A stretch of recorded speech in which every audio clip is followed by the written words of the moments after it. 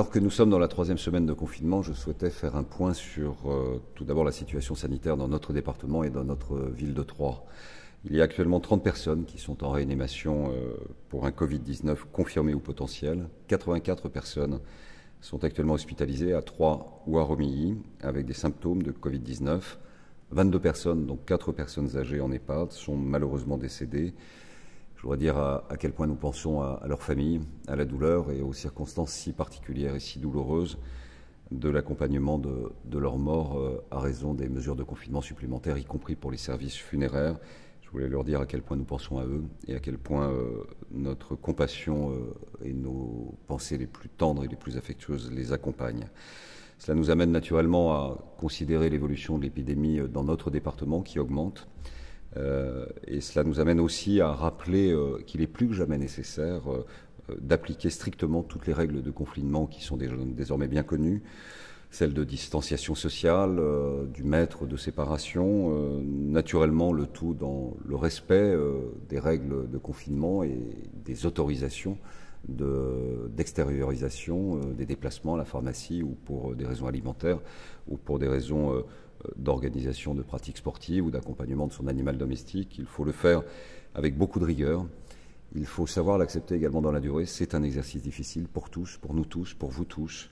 C'est un exercice qui doit se faire également sans céder à la panique, mais avec beaucoup de conscience de notre responsabilité individuelle dans le fait que nous nous protégeons et nous protégeons aussi les autres et nous protégeons surtout les plus fragiles d'entre nous, c'est-à-dire nos aînés. Je veux une nouvelle fois, au nom de la ville de Troyes, du conseil municipal, et si vous me permettez, en mon nom personnel, redire toute ma reconnaissance et tout notre soutien à toute la chaîne de soins du centre hospitalier de Troyes, dont le personnel abat un travail extraordinaire avec beaucoup d'énergie, beaucoup de professionnalisme, beaucoup de sensibilité, beaucoup d'écoute aussi et beaucoup de rigueur. Naturellement, je veux également souligner le rôle des cliniques privées qui se sont organisées avec le centre hospitalier pour mieux répartir les besoins en matière de santé publique. Et je veux dire à quel point la médecine de ville, avec l'ensemble des acteurs du personnel soignant, des pharmaciens jusqu'aux aides-soignantes, en passant par les sages-femmes et toutes les aides à domicile qui pratiquent ce type de gestes, sont mobilisées jour après jour pour assurer les soins et faire face à l'urgence avec beaucoup de professionnalisme.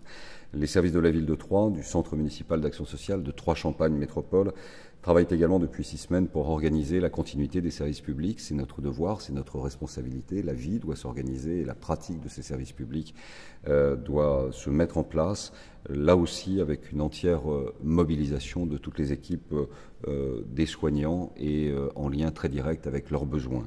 C'est la raison pour laquelle la ville et Troyes-Champagne Métropole s'est mobilisée très tôt, depuis plus de 3 semaines, et nous avons passé une commande de 350 000 masques et d'équipements de protection, une commande qui est gérée en accord avec l'Agence régionale de santé, en lien très direct avec les personnels soignants, notamment toute la médecine de ville. Il est notre devoir collectif de protéger les hommes, les femmes qui sont à l'hôpital, mais ceux qui sont en ville et ceux qui, partout dans le département, protègent nos malades contre le développement de l'épidémie. 400 professionnels de santé sont venus ici, à l'hôtel de ville de Troyes, de tout le département, ont récupéré une partie du matériel de protection, les masques, les gants, les charlottes, les lunettes, les blouses, mises à leur disposition depuis une dizaine de jours, sous le contrôle de l'ordre des médecins et des pharmaciens. 19 200 masques ont par ailleurs été livrés à l'instance départementale, là encore avec l'ARS, pour doter les agents des EHPAD, des établissements pour personnes handicapées et d'aide à l'enfance de masques qui leur permettent d'être mieux protégés. Les aides à domicile indépendantes s'occupant des personnes âgées ou handicapées qui sont installées sur le territoire de Troyes-Champagne Métropole peuvent depuis hier venir retirer les masques à l'hôtel de ville de Troyes, et ce qui permet la distribution, là aussi en lien avec l'instance départementale, et qui permet, je le crois et nous le pensons, d'offrir une protection pour la totalité des personnes sur le terrain au contact premier des malades. Les agents de terrain, par ailleurs, de nos collectivités et qui assurent la sécurité et la salubrité publique ont été équipés de masques FFP3, c'est-à-dire les masques qui ont une protection réutilisable. 300 masques de même type ont été, et nous l'avons fait par solidarité à l'égard des agents de l'État. Nous avons pu le faire, c'est une chance, mais c'était aussi une organisation. Nous avons donc distribué 300 masques aux forces de sécurité nationale de la police nationale et celles de la gendarmerie de l'Aube, afin qu'ils puissent, aux côtés des acteurs des polices municipales, faire respecter le confinement et garantir l'ordre public dans cette période si particulière. La ville de Troyes et Troyes-Champagne Métropole poursuivent également la distribution de masques en tissu, cette fois à destination des commerces et des grandes surfaces de l'agglomération. Je veux remercier l'entreprise Lacoste et le personnel et les ouvrières qui se sont mobilisés immédiatement pour essayer d'être utiles et d'être participants à l'effort collectif de solidarité. Cela permet de protéger les commerçants, les salariés et donc de garder cette chaîne alimentaire de distribution qui est absolument fondamentale dans cette période actuelle. Je veux également, en termes de services publics de proximité, rappeler les difficultés de l'organisation de la Poste, difficultés au niveau national. Nous sommes efforcés de discuter avec les représentants ici comme au niveau national. Le bureau de poste central Thibaut de Champagne, qui est situé 23 rue Louis-Hulbach, reste ouvert pour assurer les services postaux et bancaires essentiels.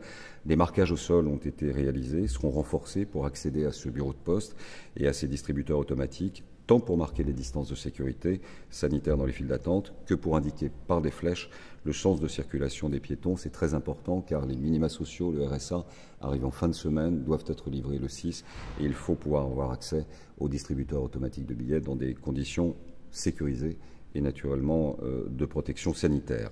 Je veux également rappeler que la ville de Troyes mène une action de désinfection raisonnée sur des éléments qui sont présents sur le domaine public, c'est-à-dire les potelets, les banques, tout le matériel urbain. C'est une opération tout à fait particulière qui complète le dispositif de propreté sur la ville afin d'essayer d'éliminer le plus possible un nombre de virus présents là où des mains pourraient se poser et là où des personnes pourraient donc être contaminées. C'est une période qui n'est pas facile à vivre, c'est évident. C'est une période pour laquelle il faut aussi une approche psychologique. Au regard des informations diffusées au niveau national par les représentants de l'État, il faut s'inscrire dans une période un peu plus longue. Est-ce 15 jours? Est-ce 4 semaines? Est-ce que cela nous emmène jusqu'au 15 mai? Les représentants de l'État le diront, c'est leur responsabilité. Il nous faut faire confiance et nous faisons confiance aux autorités sanitaires de notre pays pour dire quel sera le bon moment et la bonne méthode pour sortir de ce confinement. Mais cette aide psychologique doit être aussi mise en place. C'est dans cet esprit que nous avons établi une cellule de soutien psychologique gratuite, anonyme, confidentielle bien sûr, et ouverte à tous. Et depuis lundi dernier, des professionnels, des psychiatres, des pédopsychiatres, des psychanalystes, des psychologues sont à votre disposition de 9h30 jusqu'à 12h30 et de 14h à 20h, du lundi au samedi, au 03 10 72 10 50, 03 10 72 10 50. C'est un élément supplémentaire, un service public en quelque sorte complémentaire de cette période si particulière de confinement. Restez chez vous, protégez-vous, prenez soin des vôtres, prenez soin des autres, et puis je reviendrai vers vous pour vous tenir informés régulièrement des évolutions de la situation sanitaire, bien sûr de l'évolution de l'épidémie dans notre département et dans notre ville, et de l'évolution de l'organisation des services publics à votre disposition.